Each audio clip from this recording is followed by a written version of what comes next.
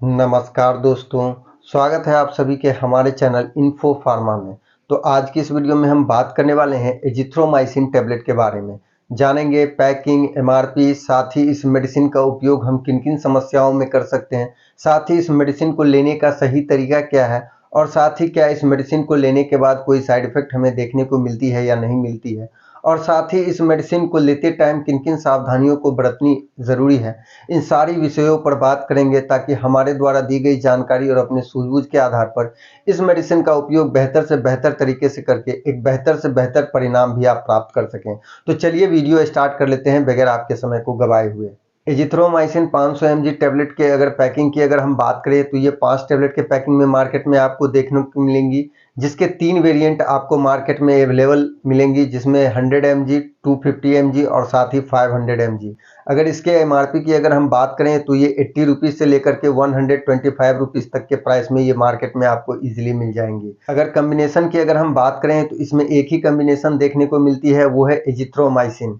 वो 500 में भी देखने को मिलेंगी, 250 में भी देखने को मिलेंगी और 100 mg में भी देखने को मिलेंगी।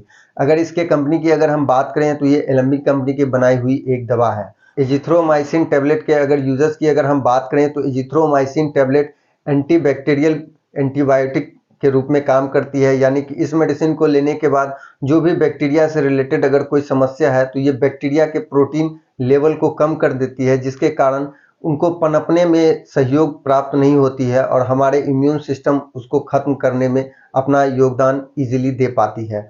अगर इस मेडिसिन के अगर उपयोग की अगर हम बात करें तो इस मेडिसिन का उपयोग चेस्ट इन्फेक्शन जैसी समस्या में, यानी कि अगर किसी व्यक्ति को अगर लंबे टाइम से खांसी की समस्या है या उनको सूखा खांसी हो रहा है, उस पीरियड में इस मेडिसिन का उपयोग कर सकते हैं।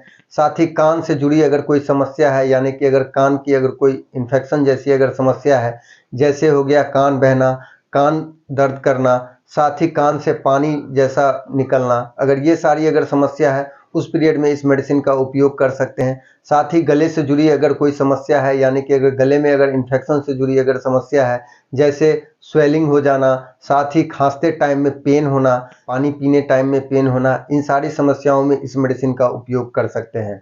अगर हम बात करें इस मेडिसिन के यूजर्स की तो इस मेडिसिन का उपयोग यूटीआई यानी कि यूरिन ट्रैक इन्फेक्शन जैसी समस्याओं में भी इस मेडिसिन का उपयोग कर सकते हैं, जो कि 100 में से 70% महिलाओं में ये बीमारी कॉमन देखने को मिलती है। साथ ही लिकोरिया जैसी अगर समस्या अगर किसी फीमेल को है, जिसमें प्राइवेट पार्ट से व्हाइट कलर का पदार्थ निकलता है, उस पीरियड में भी इस मेडिसिन का उपयोग कर सकते हैं। अगर ओवरऑल अगर इस मेडिसिन के अगर यूजर्स की अगर हम बात करें तो इस मेडिसिन का उपयोग बैक्टीरियल इन्फेक्शन चाहे वो बॉडी में कहीं भी हो, वहाँ पे इस मेडिसिन का उपयोग कर सकते हैं। चाहे वो गले में हो या कान में हो या चेस्ट में हो या स्किन से जुड़ी अगर कोई समस्या है, बहुत सारे ऐसे भी व्यक्ति होते हैं जिनको स्किन से जुड़ी समस्या होती है, जिसमें रैशेस हो जाना, खुजली जैसी अगर समस्या है या बैक्टीरियल या फंगल अगर कोई भी समस्या है, उस पीरियड में इस मेडिसिन का उपयोग कर सकते हैं। अगर इस मेडिसिन के अगर डोजेस की अगर हम बात करें तो इस मेडिसिन को डेली एक टाइम ही लेनी होती है, यानी कि एक बार खाना खाने के बाद रोज़ इस मेडिसिन को आपको लेनी होती है। अगर 500 अगर इस मेडिसिन का उपयोग अगर आप कर रहे हैं तो 5 डेज़ का इसका डोज होता है। अगर 250 का अगर आप इस्तेमाल कर रहे हैं तो 10 डेज़ का इसका डोज होता है। वो आपके बीमारी के अकॉर्डिंग डोज निर्धारित होती है।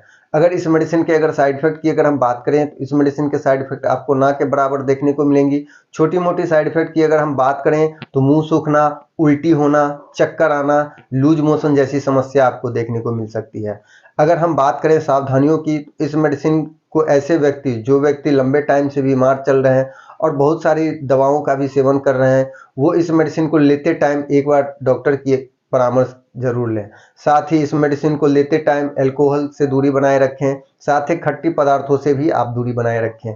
तो उम्मीद करता हूँ ये वीडियो आपको पसंद आई होगी। अगर ये वीडियो आपको पसंद आई है तो वीडियो को लाइक कीजिए। चैनल को अभी तक आपने सब्सक्राइब नहीं किया है तो चैनल को सब्सक्राइब कर लीजिए। साथ ही नोटिफिकेशन बेल को भी दबा दीजिए ताकि हमारे इसी तरह के न्यू अपडेट आप मिस ना कर सकें।